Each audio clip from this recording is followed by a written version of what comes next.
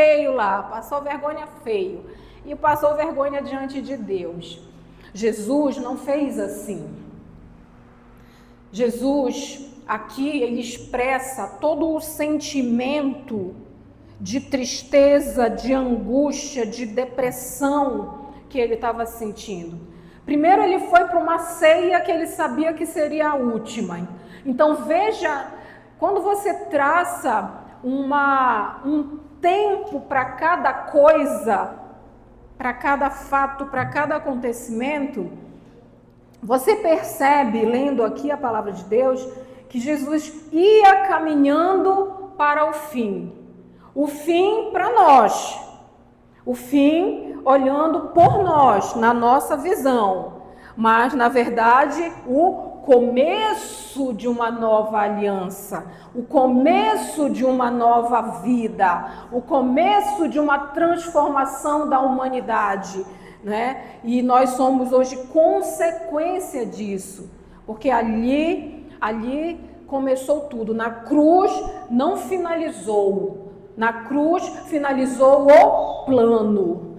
E aí no início, depois da crucificação, o Senhor Deus começou a obra da redenção em nós, na nossa vida. Amém? Porque estava escrito na letra da lei, mas não tinha chegado na nossa vida. Então estava lá, estava quieto na letra da lei. Isaías falou que ia acontecer, mas estava quieto. Estava frio, estava ainda intocável. Quando Jesus realiza, o que acontece? Aquela frieza fica quente, se inicia um novo processo. E hoje nós somos o quê? Consequência desse processo que se iniciou. Amém? Eu quero ler com você a partir do versículo 36, amados. No Evangelho Mateus, capítulo 26, verso 36. Vamos aqui. Isso. Então, chegou Jesus com eles, os seus discípulos, a um lugar chamado Getsêmani, e disse a seus discípulos: assentai-vos aqui, enquanto eu vou além orar. Ou seja, vou sair daqui, vou mais para ali e vou orar. E levando consigo Pedro e os 2 filhos de Zebedeu, que vocês sabem que é Tiago e João, que eram os mais próximos dele, começou a entristecer-se e a angustiar-se muito. Então lhes disse: a minha alma está cheia de tristeza até a morte. Ficai aqui e velai comigo. E indo um pouco mais para diante, prostrou-se sobre o seu rosto, orando e dizendo: meu Pai, se é possível, passe de mim este cálice. Todavia, não seja como eu quero, mas como tu queres. Voltando para os seus discípulos, achou-os adormecidos. Isso foi a primeira volta. E disse a Pedro: então nenhuma hora pudeste velar comigo? Vigiai e orai, para que não entreis em tentação. Na verdade, o espírito está pronto, mas a carne é fraca. E, indo segunda vez, voltou para o mesmo lugar onde ele estava orando, orou, dizendo: Pai meu, se este cálice não pode passar de mim sem eu o beber, faça-se a tua vontade. Veja que ele fez a mesma oração. E, voltando, achou-os outra vez adormecidos, porque os seus olhos estavam carregados, ou seja, estavam mortos de cansados, né? E, deixando-os de novo, foi orar pela terceira vez, dizendo as mesmas palavras. Então chegou junto dos seus discípulos e disse-lhes: Dormi agora e repousai. Eis que é chegada a hora, e o Filho do Homem será entregue nas mãos dos pecadores. Levantai-vos, partamos, eis que é chegado aquele que me trai. E estando ele ainda a falar, eis que chegou Judas, um dos 12, e com ele grande multidão com espadas e varapaus, enviada pelos príncipes dos sacerdotes e pelos anciãos do povo. E o que o traía tinha-lhes dado um sinal, dizendo: o que eu beijar é esse, prendei-o. E logo aproximando-se de Jesus, disse: eu te saúdo, Rabi, e beijou-o. Jesus, porém, lhe disse: amigo, a que vieste? Então, aproximando-se eles, lançaram mão de Jesus e os prenderam. Vamos até aqui, porque nós vamos voltar lá para o 36. Antes disso, Jesus estava na ceia, era Páscoa. Vocês recordam disso? Páscoa, a última Páscoa que ele passou com os seus discípulos, e um novo sentido que ele deu à Páscoa judaica. A Páscoa, todos nós sabemos que ela foi criada por Deus ainda quando o seu povo estava no Egito. Quando ele estava ainda preso no Egito, Deus criou a Páscoa. Vocês vão matar um cordeiro, vão dividir com quem não tem, com uma família que não tem. Vocês vão pegar o sangue, aspergir nos umbrais das portas. É isso? Nos umbrais das portas. Vocês recordam dessa história? Tá bom? E aí, ali, o anjo da morte não entraria e não pegaria ali o filho único de cada, o primeiro, aliás, o primogênito de cada família. Esse era o significado da Páscoa. A partir dali, o povo começou a agir daquela forma. Saiu do Egito, entrou na Terra Prometida e agia daquela forma. Quando Jesus vai para cear na Páscoa com os seus discípulos, que seria a última ceia, amém, amados, queridos, amados irmãos? Quando o Senhor Jesus vai cear a última ceia com os seus discípulos, ele estabelece, ele introduz um novo significado da Páscoa. Ele disse, quando ele pega o pão, e isso nós fazemos aqui uma vez por mês, e deveríamos, como já disse aqui o pastor Lúcio, fazer mais, porque o significado é grandioso disso. Ele diz, esse pão aqui é o meu corpo. Ele estava falando da oferta, da oferenda que seria ele próprio diante de Deus. Quando ele pega o vinho da uva, né, o suco da uva, ele fala, isso aqui será o meu, simbolicamente, o meu sangue.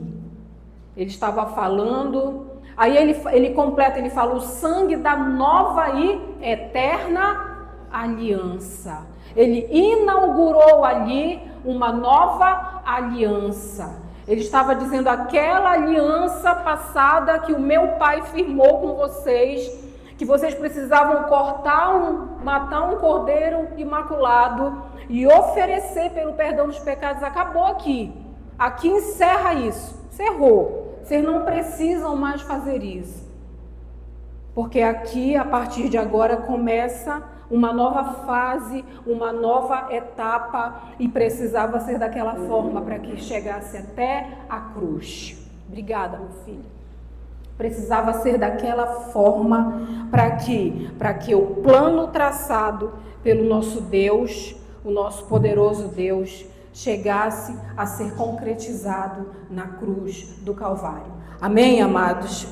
Quero chamar a atenção de vocês para alguns pontos considerados aqui muito, muito importantes. Versículo 38. Cadê o Marcos? Já está ali.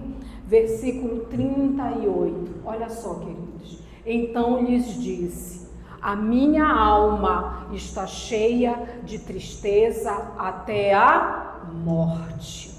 A minha alma está cheia de tristeza até a morte. Se nós não compreendermos quem era Jesus, a gente vai dizer assim, como assim o Filho de Deus estava com a alma cheia de tristeza até a morte, se ele já sabia tudo que ele ia ter que passar? É uma pergunta plausível, é uma dúvida que pode realmente vir na nossa cabeça. Aqui Deus nos apresenta um Deus homem. Um homem que tem sentimentos. Se o próprio Deus, que é Deus, tem sentimentos, por que a versão carnal dele não iria ter? Porque Jesus é a versão carnal de Deus. Não uma versão carnal corrompida, mas uma versão carnal imaculada, sem pecados. Amém? Então, naquele momento, veja o que Jesus, o Filho, ele não falou isso só para Deus, quando ele se prostrou. Olha, Pai, a minha alma está cheia de tristeza. Ele falou isso para os seus discípulos. Ele disse assim, você também vai ter momentos assim, porque eu estou tendo esses momentos aqui.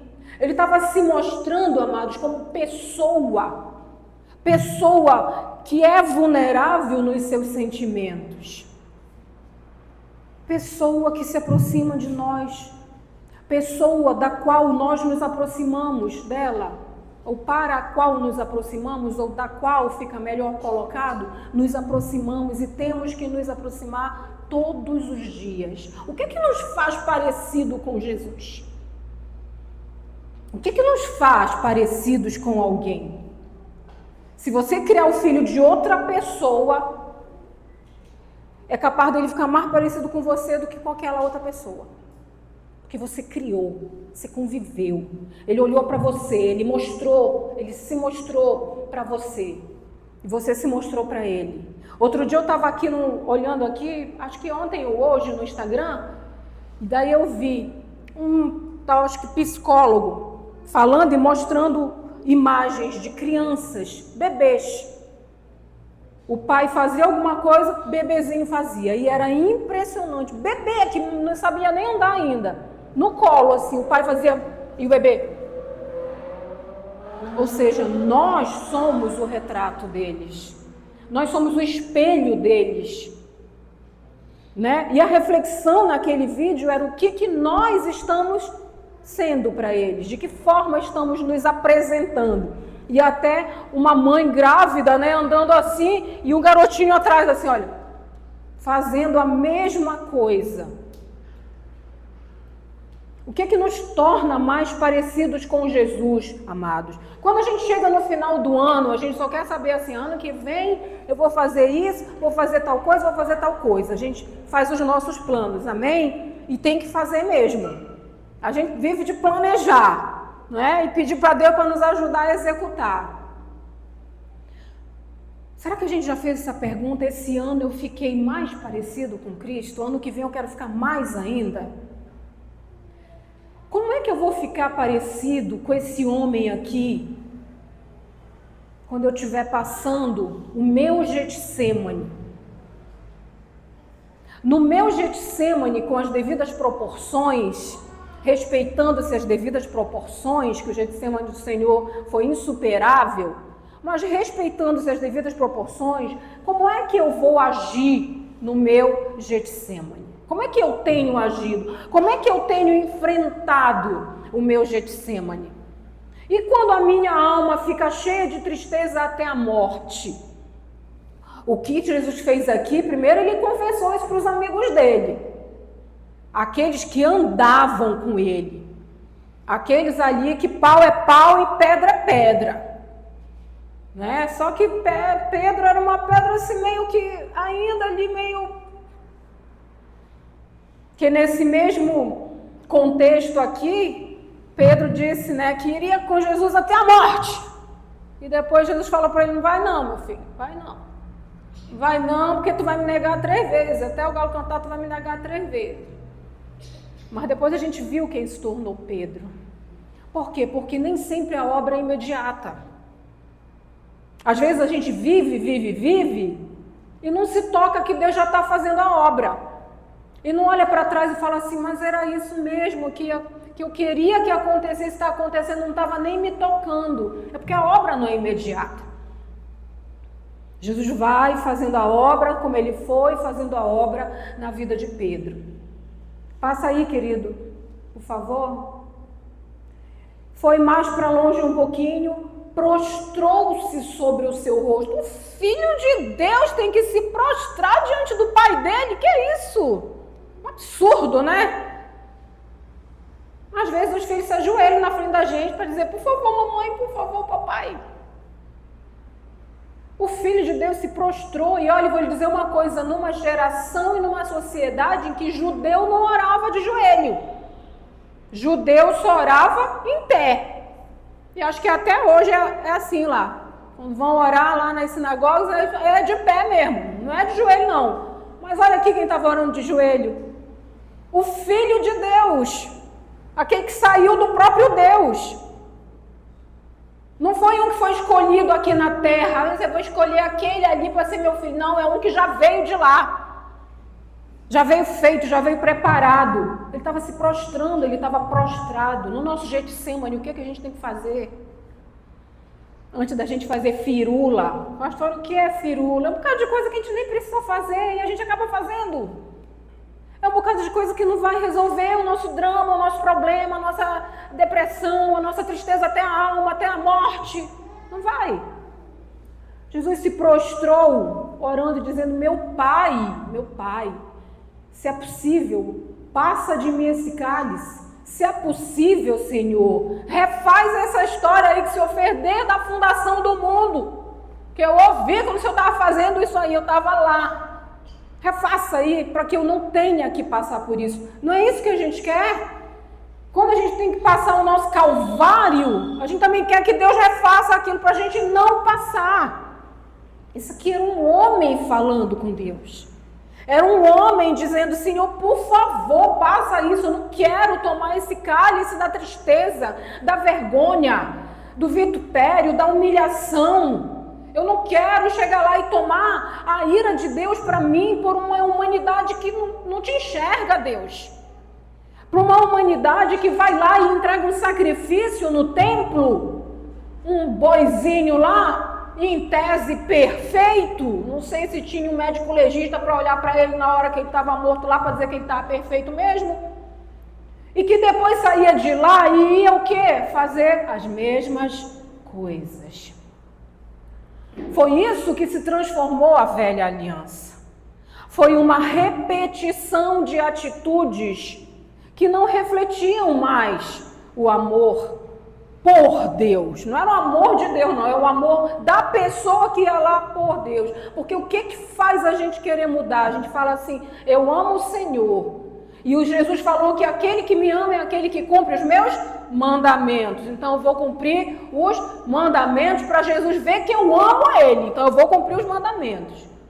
Ali não tinha isso não. Ali o que se cumpria era uma ritualística que não mudava nada por dentro. Para que Deus quer ritual que não muda nada por dentro?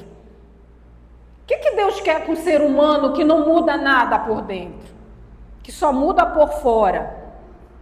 Estava aqui esse homem estava aqui pedindo pelo amor de Deus, passa isso aí de mim se for possível. Ele sabia que era possível, por quê?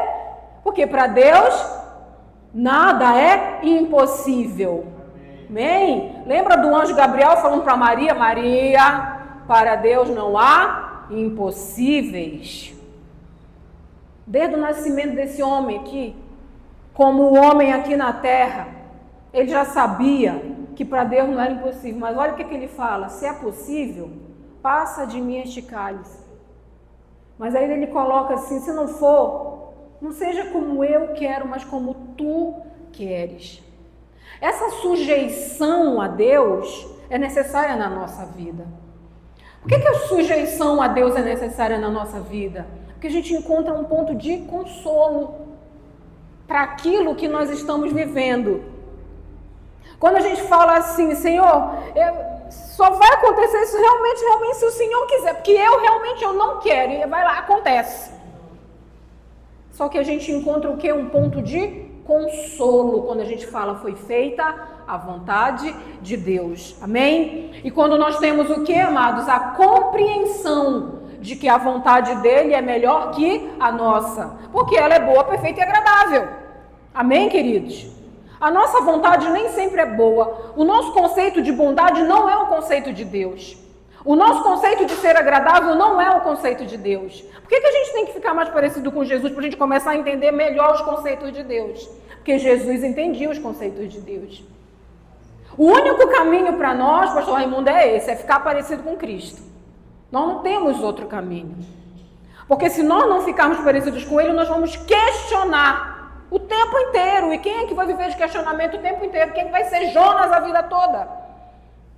Ele tem que deixar de ser Jonas, deixar o Jonas dentro do peixe. E começar a ser esse homem aqui. Não seja como eu quero, mas como tu queres. E começar a dizer para Deus, Senhor, se eu estou vivendo isso, e não fui eu que plantei, porque eu também tenho que ter discernimento, amém, queridos? Aquilo que eu planto eu vou colher, provavelmente. Né? Não em todas as situações, porque quando eu falo isso, eu lembro também... Vocês lembram daquela briga que estava dando na igreja? O pessoal estava dizendo, eu sou de Paulo. O outro falava, eu sou de Apolo. Vocês lembram dessa briga aí? Aí Paulo falou, vocês não são de ninguém, aqui todo mundo é de Deus. Por quê? Porque eu plantei, o Apolo regou, mas quem dá o crescimento é Deus. Quem faz a obra no final não é Paulo, nem Apolo, nem pastora Marilena, nem Michel, nem Mário, nem ninguém. Quem faz a obra no final é Deus. Então a gente tem que aprender, queridos, com esse homem. A gente tem que se aproximar dele e ver como é que ele entendia o que o pai dizia, porque ele estava perto do pai. Quando eu estou perto do pai, eu vou entender. Eu vou entender. Os nossos filhos que são criados conosco, nós desde o bebezinho, no berço, ele já estava falando, né? A mãe fica falando com o bebê como se ele estivesse entendendo, né? Mas é o nosso prazer falar com eles, não é verdade? A gente fica falando, meu filhinho, você vai crescer, meu filho. A gente já sabe que ele vai crescer. Todo mundo sabe que ele vai crescer. Mas a gente fala para ele que ele vai crescer. A gente fala que ele vai ficar forte, bonito, saudável, vai ser a alegria da mamãe. A gente fala tudo isso para ele. A gente está acompanhando ele desde o berço. Nós vamos entender quando eles falarem, eles vão nos entender quando a gente falar.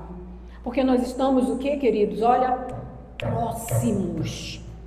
Jesus estava próximo de Deus. Então Jesus não falou assim, seguinte, papai, eu não quero mais passar por isso. Acabou para mim aqui, desisto do pacote de viagem que o Senhor me deu. Para cá, para a terra, já pode me levar de volta. Ele falou assim, olha, mas se não der, que seja como o Senhor quer, que seja como tu queres. Essa sujeição tem que fazer parte da nossa oração, amados. Pastora, a senhora está dizendo para mim, então, que eu não tenho que bater martelo para Deus naquilo que eu quero. Não estou dizendo isso. Eu bato martelo para Deus, Senhor, eu quero isso. Eu quero isso. Jesus não queria passar mais por aquilo. Perceberam? Em outras palavras, ele está dizendo, eu não quero passar por isso. Eu não quero passar por isso. Então ele bateu o martelo, ele não queria passar. Eu bato o martelo, eu não quero isso, eu não quero. Às vezes eu falo assim, eu amo essa pessoa em Cristo Jesus, mas eu não gosto dela. Vocês conseguem entender essa diferença? Conseguem, né? Porque a gente tem que amar em Cristo Jesus, porque quando a gente ama em Cristo Jesus, nós amamos a alma. Nós queremos que a alma se salve, a alma vá para o céu. Se a gente tiver que se esforçar para fazer aquela alma ir para o céu, a gente vai fazer, mas a gente não gosta dela. A gente não gosta dela, a gente não quer conviver com ela. Mas nós amamos ela em Cristo Jesus. Amém? Vocês conseguiram entender isso, para vocês não ficarem depois interpretando mal o que a pastora está falando? Nem os nossos amados que estão ouvindo aí a palavra de Deus, existe diferença entre amar e gostar. Amém, amados? Aí você passa aí, Marcos, por favor. E voltando para os seus discípulos nessa primeira volta, vocês perceberam que foram 3 voltas, amém ou não amém? Amém. O que acontece? Achou os pobres dormindo lá. Como é que não dorme? Vocês já passaram desde o início do dia andando, parando, pregando, fazendo milagre, vendo o mestre. Como é que não está com sono quando chega de noite? Está morto de sono. Estavam dormindo lá. E disse a Pedro. Pedro era o escolhido meu, né? Tava lá o Pedro, o Tiago e o João. Aí, sabe aquela hora que fala assim, Senhor, por que tu só olha para mim, né? Só olhou para o Pedro. Pedro, então nenhuma hora tu pudeste vigiar comigo? Ou seja, Pedro, te prepara, Pedro. Pedro, tu vai ser o cara que vai guiar essa igreja depois, Pedro. Como é que nenhuma hora tu não consegue? Estava tudo implícito aqui nessa pergunta. Passa aí, meu filho. Vigiai e orai para que não entreis em tentação. Essa aqui é uma frase que a gente fala corriqueiramente no dia a dia. Certo ou errado? Mas a gente vigia e ora. A gente sabe a frase. A gente sabe a letra da lei. Mas a gente cumpre a lei? Vigiai e orai. Vigiai primeiro e orai depois. Pastor, eu oro, mas não tem jeito, pastor. Acontece comigo, eu vou lá, eu faço de novo. Porque tu não vigia. Porque a primeira atitude é o quê? Vigiar. Você vigia e eu também tenho que vigiar e muito na minha vida. E aí eu oro e falo assim, Senhor, faz a minha vigilância dar certo. Na minha oração eu digo, Senhor, faz a minha vigilância dar certo. O Espírito está pronto. Olha como Jesus é redundante, Jesus não mentia. Jesus não tinha pecado. Mas o que ele fazia para confirmar o que ele estava falando? Ele falava assim, olha, na verdade, parece que estava lidando com pessoas que estavam assim meio desacreditadas dele, dizendo, será que está falando a verdade? Não é. Na verdade, o Espírito está pronto. Na verdade, o Espírito que foi forjado dentro de Pedro, de Tiago, de João, foi um Espírito forte, foi um Espírito para entender o que estava acontecendo, para ficar aqui na terra, para fazer a obra depois. Mas a carne, essa porcaria de carne, é fraca. E Jesus estava dizendo assim, bora trocar, bora ler primeiro embaixo. Mas a carne é fraca, vigiai e orai. Quando a gente lê primeiro aqui, olha, mas a carne é fraca, vigiai e orai, o que ele está dizendo? Assim, olha, vocês só vão conter a carne, a fraqueza da carne, quando você vigiar e quando você orar.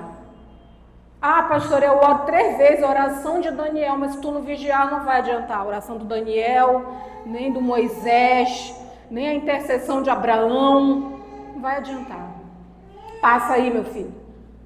E indo segunda vez, voltou para o mesmo lugar dizendo, meu pai, se este cálice não pode passar de mim sem eu beber, faça-se a tua vontade. Vocês lembram que ele mesmo dá aquela parábola para os seus discípulos lá da veinha que ia lá no fórum falar com o juiz? E que o juiz falava assim, manda essa velha embora, que eu não vou atender essa velha não. Só que a velhinha um dia, outro dia, num dia ele ficou da vida lá, encheu o saco dele. E aí o que é que ele fez? Ele falou, manda essa velha entrar aqui que eu vou atender ela, que eu não aguento mais vir pra cá. E essa velha tá aí no meu pé. Eu acho que pode dar uma bananinha pra ela, Mari, pra dar pra criança. Dá um micos desse aí pra ela, pra entreter o menino. Vai lá, meu filho, pode dar, não precisa esperar lanche não, vai lá. Ele tá aborrecido, viu? Ele tá aborrecido. Dá um micos desse, uma banana, dê alguma coisa para ele que ele vai já se calar. Criança quando chora assim, né? Bota um docinho na boca, já foi. Oh, Senhor Jesus, glória a Deus. Essa é a evolução do ser humano. Nasce sem dente e depois cria dente, né, Michel? E tem uns que criam muito, meu irmão, que não é pouco não. Glória a Deus, está na bênção do Senhor. Amados, passa aí, meu filho, vamos lá. Voltando, achou-os outra vez adormecidos, porque os seus olhos estavam carregados. A gente já sabe por quê. Eu não vou aqui mistificar. Porque o diabo estava lá botando o sono no João, no Pedro. Não vou mistificar aqui, não. Eu acho que ele estava cansado, sabe, Michel? Porque a gente cansa. Um dia todo labutando, acompanhando alguém, cansa, meus amados. E deixando-os de novo, foi orar pela terceira vez, dizendo as mesmas palavras. Eu estava falando para vocês da velhinha lá. Que foi que o juiz fez? O juiz cansou de ver aquela senhorinha lá no fórum e julgou a causa dela. E Jesus estava dando essa parábola justamente para dizer, olha, vocês têm que insistir com Deus. Vocês têm que insistir com Deus. Não precisa ser só assim, olha, Senhor, eu queria te pedir tal coisinha, eu sei que o Senhor não é surdo, então não vou mais pedir. Não, Deus não é surdo. Deus não é surdo. Deus já ouviu desde a primeira vez que a gente falar. Mas está aqui esse homem dizendo para a gente, ele estava dizendo lá, olha, vocês têm que insistir com Deus. Vocês viram que a velhinha insistiu, e o juiz fez, atendeu a causa dela? Mesma coisa aqui. Ele foi orar pela terceira vez, falando a mesma coisa, dizendo as mesmas palavras. Às vezes a gente também faz isso com o nosso Deus. A gente ora, pede a mesma coisa. Por que a gente quer? A gente quer compadecer o coração dele, do papai. A gente quer que ele haja, o pai do céu, como muitas vezes o nosso pai da terra agia, né? Quando a gente insistia, tá bom, faz. Não é assim, seu Francisco, com o menino lá, pede uma coisa e não. Aí pede outra, não. Aí quando vem a terceira vez, tá, meu filho, vai logo, vai, não me enche o saco, mas não é isso. Ou então vai falar com a tua mãe, sobra tudo para pobre da mãe. Ou então a mãe vai falar com a mãe, vai falar com teu pai, né? Passa aí, meu filho, bora lá. Cadê o pequeno? Jesus voltou só para ele, irmãos. Misericórdia, nós ficamos tudinho e ele foi abduzido. Chegou junto dos seus discípulos e disse-lhes, dormi agora e repousai. Ou seja, ele deu aquele momento ali de repouso para os amigos dele, falou que era chegada a hora, quando a gente fala isso aqui, olha, quando a Bíblia fala isso, amados, eis que é chegada a hora. Que hora? Aquela que eu falei para vocês já há muito tempo. Aquela que eu falei para vocês lá no dia da ceia, que eu disse que estava chegando a hora do Filho do Homem ser entregue na mão dos pecadores. Está aqui. Jesus estava explicando e tentando não só conscientizar, mas preparar o espírito daqueles discípulos para o que viria depois, porque ele sabia que o que viria depois era chumbo grosso em cima do Filho do Homem. O Filho do Homem será entregue nas mãos dos pecadores. Glória a Deus. Levantai-vos, partamos. Esse é o versículo que vem. Vamos aqui para Lucas.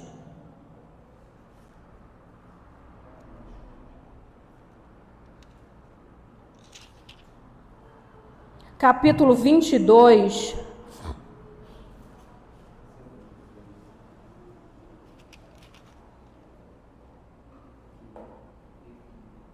Eu quero ler para vocês a versão do Lucas.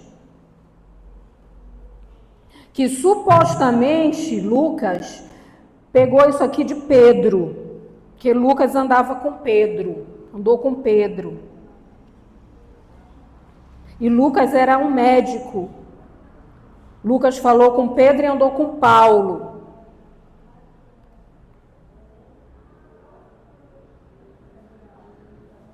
Aqui no versículo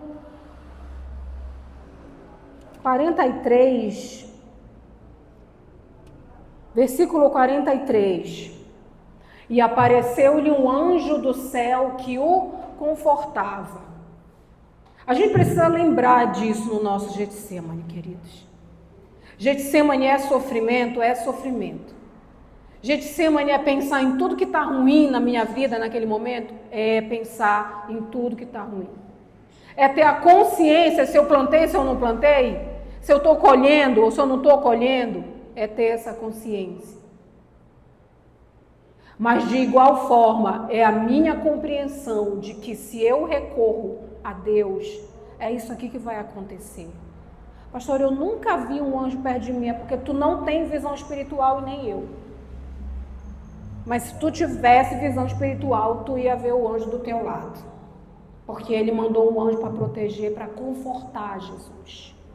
E não era só porque Jesus era o Filho de Deus, porque esse é o modus operandi do nosso Pai. É mandar alguma coisa para nos consolar. Já passou aquelas situações que do nada acontece uma coisa boa, Michel? A gente fala assim, pelo menos isso. Pois é o anjo de Deus. É o anjo de Deus que veio trazer um refrigério para a nossa alma. Muda aqui, avança, por favor. Quero ler com vocês a outra versão. E posto em agonia, preste atenção. A gente pode olhar e dizer assim, olha, mas Deus nunca se agonia. Não, Deus não vai se agoniar. Mas ele se irava, amém ou não amém? Não se irou com aquele povo que fez um bezerro de ouro? Sim. Moisés demorou para chegar também, quem mandou? Moisés ficou muito tempo lá para cima, né? O povo falou, ele não vai mais voltar não, bora pegar um negócio aqui para a gente adorar. E o Arão entrou na onda junto e embora construir esse bezerro. Deus se irou. Moisés se irou, Deus se irou. E posto em agonia, Jesus estava em agonia e orava mais intensamente. Como é que é no nosso Getsemane? Ai, eu não tenho vontade de orar. Eu também não tenho às vezes. Hoje eu estava confessando isso para os meus filhos lá na mesa do café. Eu falo, às vezes eu não estou com vontade de orar. Acontece com vocês? Ou é só comigo que acontece isso? Só eu que sou a 100% pecadora. Acontece, amados. A gente sente cansaço espiritual. A gente sente cansaço no nosso emocional. Nós não nascemos ontem. Então a gente já traz aí anos e anos e anos de luta, de choro diante de Deus, de batalha pela nossa família, de trabalho pelo estado do Amapá. Amém ou não amém? Isso cansa, não cansa, Michel? Chega uma hora que a gente fala, Senhor, eu não estou com vontade de orar hoje. A gente também cansa, amados. Esse homem aqui estava cansado, ele estava em agonia. E quanto mais agonia ele estava, mais ele orava, amados. ele trabalha na contramão do que a gente trabalha.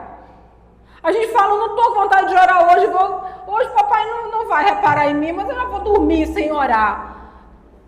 Quanto mais agonia Jesus entrava, mais ele orava. Por que ele fazia isso, queridos? Porque ele sabia que só através disso ele ia sair de lá um outro Jesus, aquele que abria a capa assim, aparecer aquele S do super-homem. Vocês lembram? Você vai ver um Jesus que saiu daqui, que não é o mesmo que entrou, mas ele era o Filho de Deus ainda. Só que ele entrou lá e ele começou a pingar sangue. Porque essa agonia era tão grande, às vezes a gente pensa que a gente está agoniado. Mas a gente não pinga sangue, a gente não sua sangue. No nosso Getsemane, a gente precisa saber o que a gente tem que fazer. E quanto mais a gente não tiver vontade de orar, mais a gente tem que orar, queridos. E eu disse para mim mesmo, quanto mais eu não tiver vontade de orar, eu estou cansada, eu estou irritada, mais eu vou orar. E eu vou dizer para Deus, olha, eu estou cansada, estou irritada, mas eu estou aqui. Eu estou orando, eu estou buscando o Senhor.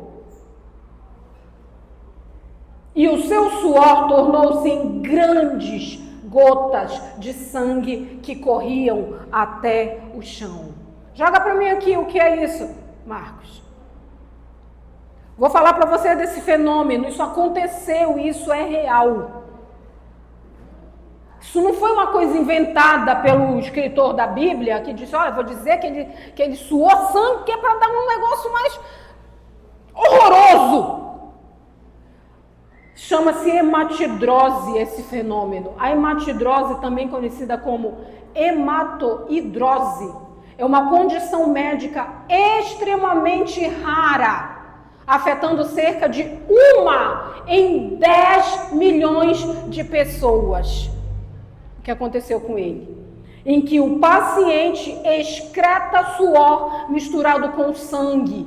Isso ocorre devido ao rompimento de pequenos vasos capilares ao redor das glândulas sudoríparas, que é a glândula do suor, geralmente desencadeado por pânico, medo extremo ou níveis intensos de estresse. Não era doença não, um fenômeno, uma coisa raríssima. Uma pessoa em cerca de 10 milhões apresenta isso. Jesus apresentou. Queridos, o que a gente está fazendo no nosso Getsêmani? Pastor, a gente não vai comparar o Getsêmani do Senhor, não, já falei. Mas nas devidas proporções, sim. Como é que a gente está agindo?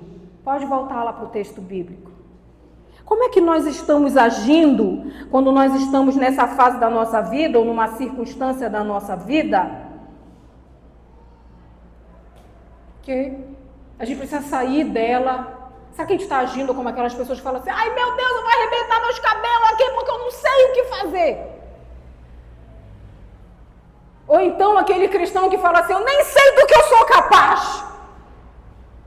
Nós temos que saber do que somos capazes, amados.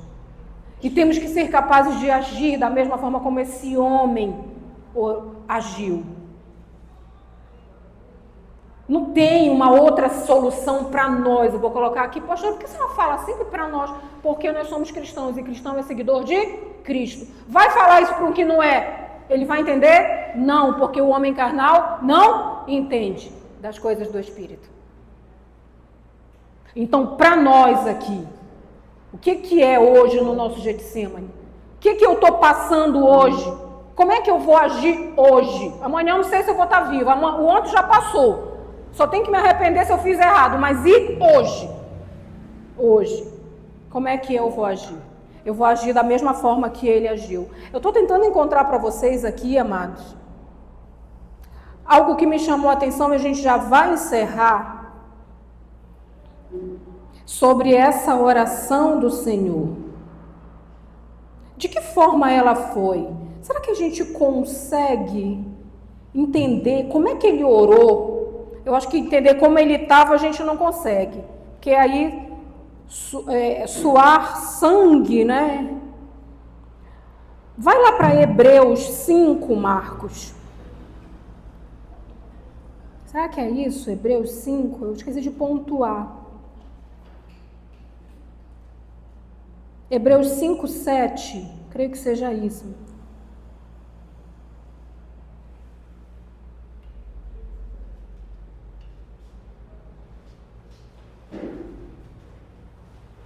Olha só, queridos, isso aqui retrata um pouquinho da oração de Jesus, o qual, o autor de Hebreus falando, o qual, nos dias da sua carne, ou seja, em homem, como homem, oferecendo com grande clamor e lágrimas, orações e súplicas. Aquele, porque há o que é aquele que o podia livrar da morte, foi ouvido quanto ao que temia. Olha como é que Jesus fez com grande o quê? Clamor e com grande lágrima. Olha como é que Jesus estava. Olha como é que Jesus saiu do Getsêmani. Porque senão Jesus tinha morrido no Getsêmani. E o Getsêmani não é um lugar para a gente morrer. O Getsêmani é um lugar para a gente sair, para a gente abrir depois aqui e aparecer aquele S do super-homem aqui no nosso peito, porque ele saiu de lá e foi para a cruz. A gente quer sair do Getsemane, quer deitar e dormir. Ele não deitou e dormiu, ele foi para a cruz, ele foi fazer pior, que aqui ele estava com os discípulos.